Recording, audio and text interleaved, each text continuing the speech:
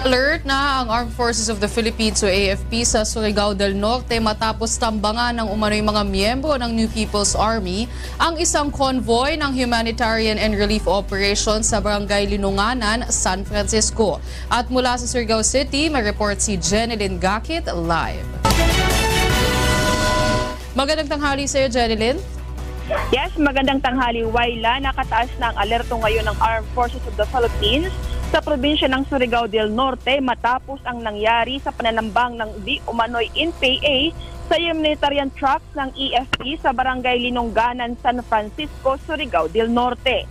Ayon kay 30 Infantry Battalion Commander na si Lieutenant Colonel Rico Amaro, pauwi na sana ang 5 military trucks ng EFP mula sa paghatid ng relief goods sa Barangay Karihatag, Malimuno, Surigao del Norte ng pagbabarili ng EFP convoy ng mga armadong grupo.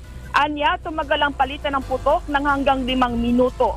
Wala namang nasaktan sa mga sibilyang kasama ng convoy maging sa trupa ng EFP. Dahil rito, Wayla, ongoing ang kanilang pagsasagawa ng hot pursuit operation sa 5 miyembro ng MP o milisya ng bayan na nang-ambush sa kanilang mga tauhan. Dagdag pa ng EFP, bagamat dininay ng spokesperson ng NPA na si Kauto na di silang may gawa ng ambush, subalit inamin naman ito ni Ka Lucas, ang commander ng Platoon 16B, na siyang may hawak ng lahat ng lokal na NPA unit at milisya.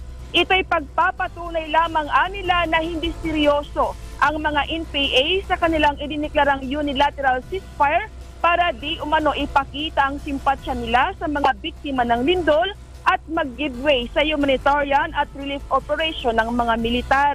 Dagdag pa ng 30 IB, na-identify na nila ang may gawa ng pananambang sa tropa at na-i-blotter na nila ito sa barangay at plano ring sampahan ng kaso ang mga ito.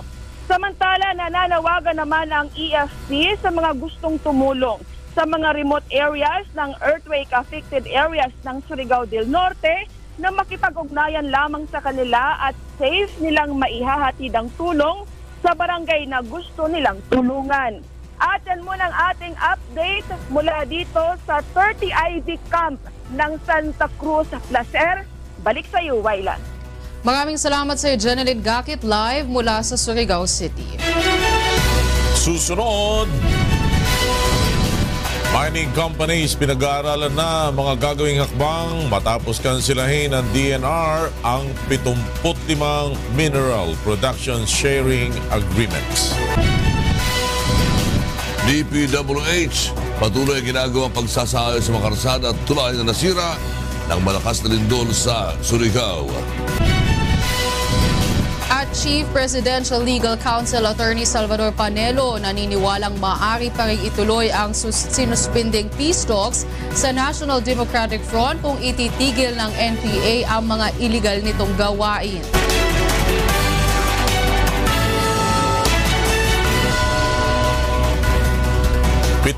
Lima pang mining contract ang kinansila kaugnay ng crackdown ng Department of Environment and Natural Resources o DNR sa pagmimina na sumisira sa mga watershed sa bansa. Narito ang report ni Joan Nano.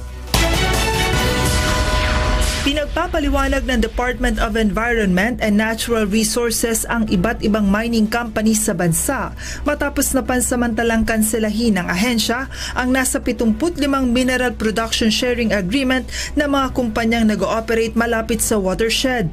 Nagdesisyon ng DENR na kanselahin ang mga nasabing kasunduan dahil sa posibleng epekto nito sa watershed bunsod ng walang habas na pagmimina. That was given before my time, no? Nung nakita ko, my goodness gracious, nasa watershed yan. Madadamay ang tubig ng tao, ang agrikultura, ang buhay ng tao. Kabilang sa mga sinuspinde ng DENR ang nasa 27 mining agreement sa Luzon, 11 sa Visayas at 37 sa Mindanao Region. Kabilang naman sa mga naisyuhan na ng show cause order ang Mark Ventures, Benguet Corporation, Nickel Asia at iba pang mining firms. 7 araw ang ibinibigay na palugit ng DENR para magbigay ng paliwanag ang mga nasabing mining company.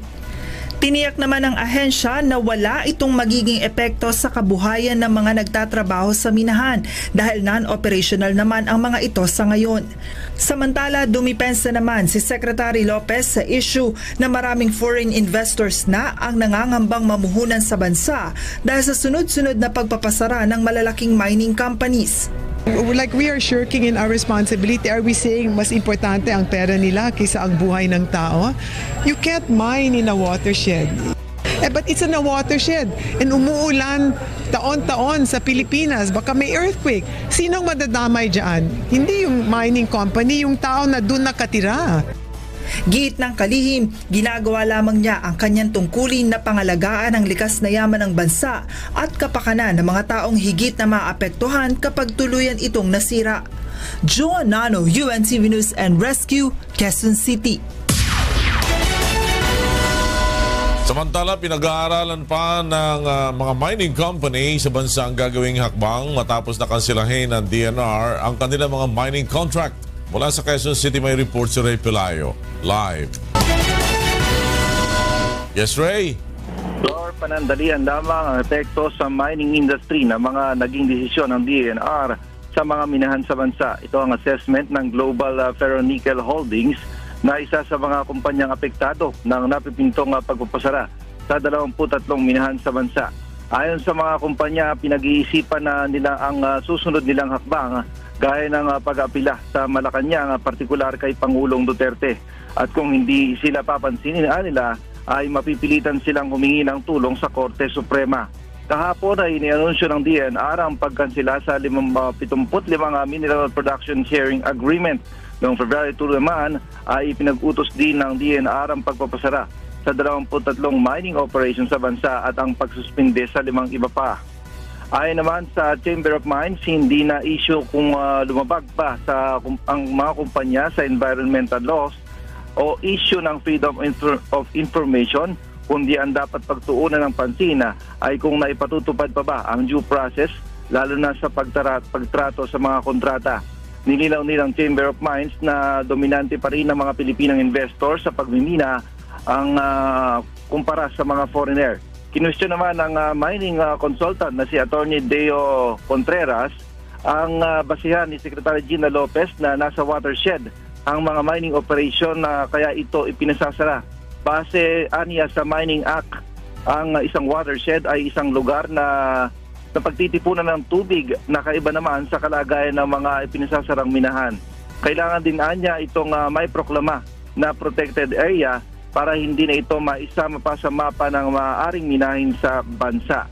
Pinunan din ni Contreras ang hindi pagpansin ng gobyerno sa mga small-scale mining kung saan mas malaki ang pinsala nito sa kalikasan dahil sa mercury na ginagamit ng mga minero. Ang mercury anya ay nakakain ng mga isda na hinuhuli naman ng mga tao. Malaki rin anya ang nalulugi ng gobyerno sa small-scale mining na umabot sa 56 billion pesos noong 2015. Floor? Ray Pelayo nagulat mula sa Quezon City.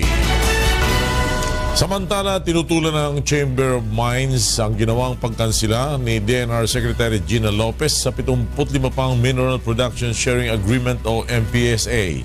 Ito ay kasunduan ng mga mining firm at pamahalaan tungkol sa eksklusibong karapatan ng mga kumpanya na magmina gamit ang sariling resources.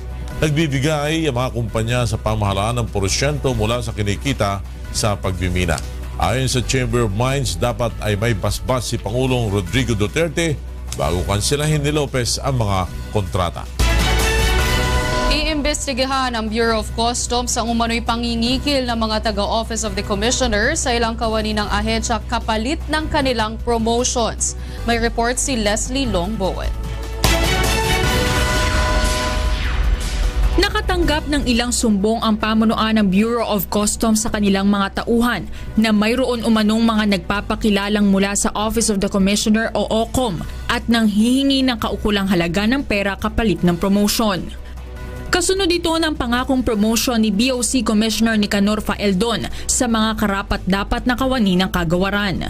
Babala ni BOC spokesperson Neil Anthony Estrella, wala silang ibinababang ganitong direktiba at sinabing ito'y isa lamang scam. Hindi nyo kinakailangan magbayad para kayo ma-promote. Hindi nyo kinakailangan humanap ng backer sa labas ng ating ahensya para ma-promote. Hanggat maaari, ma-promote po lahat ng mga deserving personnel na Dagdag pa nito, may mga requirement upang maging candidate for promotion ng isang empleyado sa ilalim ng Transformational Change Program ng BOC. Tanging mga authorized personnel ng Human Resource Management Division at ang BOC Personnel Selection Board lamang ang may hawak sa proseso ng promotion ng mga empleyado nito. Ang promotion po ng bawat isang kawani ng Bureau of Custom ay ipinangako po ng ating Commissioner Nicanor Faeldon. Hanggat maaari, mabigyan po ng hustisya yung kanilang tagal sa kanilang serbisyo rito. Panawagan ng pamunuan ng BOC, kung may nalalaman tungkol sa ganitong uri ng modus operandi, lumapit sa Public Assistance Office ng Kagawaran o tumawag sa landline number 705-6000. Maaari ring mag-email sa boc.cares@customs.gov.ph o makipag-ugnayan sa pamamagitan ng kanilang mga social media account. Leslie Longbowen, UNTV News and Rescue, Philippines.